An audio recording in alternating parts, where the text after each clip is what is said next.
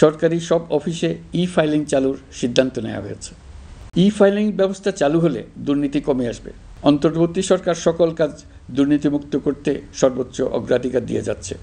এই সরকারের মেয়াদকে দুর্নীতিমুক্ত রাখার চেষ্টার পাশাপাশি আগামী দিনেও দেশের নাগরিককে যেন সরকারের পৃষ্ঠপোষকতা দুষ্পুষ্ট দুর্নীতি থেকে মুক্ত রাখতে পারে সেই ব্যবস্থা নিশ্চিত করতে আমরা প্রতিশ্রুতিবদ্ধ।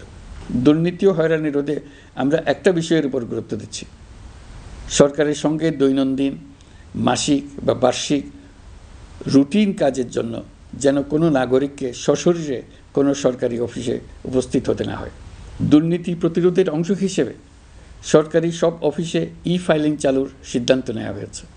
ই-ফাইলিং ব্যবস্থা চালু হলে দুর্নীতি কমে আসবে।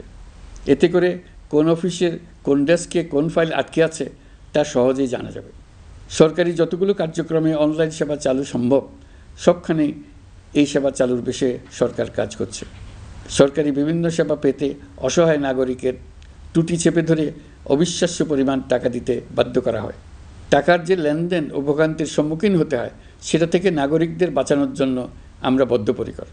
অনলাইনে সেবা পাওয়ার পদ্ধতিটি আরও কীভাবে সহজ করা যায় এই ব্যাপারে আমাদের কাছে পরামর্শ জানিয়ে লিখুন, ইমেইল করুন। আপনি বা আপনার পরিবারের যে কেউ এই সেবা বাণিজ্যিকভাবে দিতে চাইলে প্রশিক্ষণ গ্রহণ করে পৃথিবীর যে কোনো স্থান থেকে এই সেবা দিতে পারবেন। বিগত সরকারের আমলে ভিন্নমতকে দমন করার জন্য মিথ্যা মামলাকে হাতিয়ার হিসেবে বেছে নেওয়া হয়েছিল। বিভিন্ন পর্যায়ে যাচাই বাছাই করে আমরা এইসব হয়রানিমূলক মামলা প্রত্যাহারের উদ্যোগ নিয়েছি। গত ফ্যাসিস্ট সরকারের সময় দায়ের করা রাজনৈতিক হয়রানিমূলক মামলাগুলোর মধ্যে সারা দেশে এই পর্যন্ত ৬,২৯৫টি মামলা প্রত্যাহারের সুপারিশ করা হয়েছে। অন্যান্য সকল হয়রানিমূলক মামলাও ক্রমান্বয়ে প্রত্যাহার করা হচ্ছে। এই ঈদে জামা জুতো অ্যাক্সেসরিজের ডিসকাউন্ট।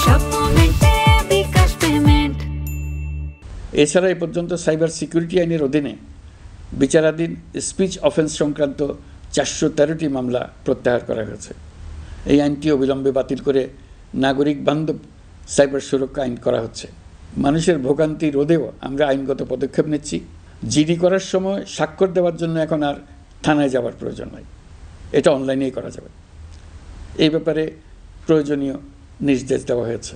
পাওয়ার অফ অ্যাটর্নি বিধিমালা সংশোধনীর মাধ্যমে প্রবাসী বাংলাদেশিদের হয়রানি লাঘব করা হয়েছে। সংশোধিত বিধিমালার আলোকে বাংলাদেশি পাসপোর্ট না থাকলেও বাংলাদেশি বংশোদ্ভূত ব্যক্তির পাসপোর্টে নো ভিসা রিকোয়ার্ড স্টিকার থাকলে কিংবা জন্মসনদ বা জাতীয় পরিচয়পত্র থাকলেই তিনি বিদেশ থেকে পাওয়ার অফ অ্যাটর্নি সম্পাদন করতে পারবেন। সরকারি সিদ্ধান্ত ও প্রয়োজনীয় ব্যবস্থা নেওয়ার পর বিমানের টিকিট কেনার পুরো প্রক্রিয়াটি অনলাইনে নিয়ে যাওয়ার ফলে বিমানের টিকিটের দাম শতকরা ৫০ থেকে ৭৫ ভাগ কমে গেছে। বিশেষ করে মধ্যপ্রাচ্যের প্রবাসী ভাই বোনেরা এতে করে স্বস্তি পাচ্ছে।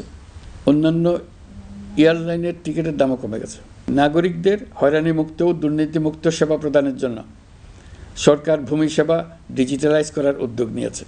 এর অংশ হিসেবে ভূমি মন্ত্রণালয় অনলাইনে ঘরে বসেই জমির খাজনা প্রদান, নামজারি, জমা খারিজ, খতিয়ান বা পর্চা সার্টিফাইড কপি, মৌজা ম্যাপ বা নকশা প্রদানের কার্যক্রম শুরু করেছে। এই পদ্ধতিতে ভোগান্তি, অস্বচ্ছতা ও দুর্নীতির অবসান হবে। বর্তমানে সারা দেশে পরীক্ষামূলকভাবে এই কার্যক্রম চালু হয়েছে। এগুলোকে ক্রমান্বয়ে আরও জনবান্ধব করে স্থায়ী রূপ দেওয়া হবে।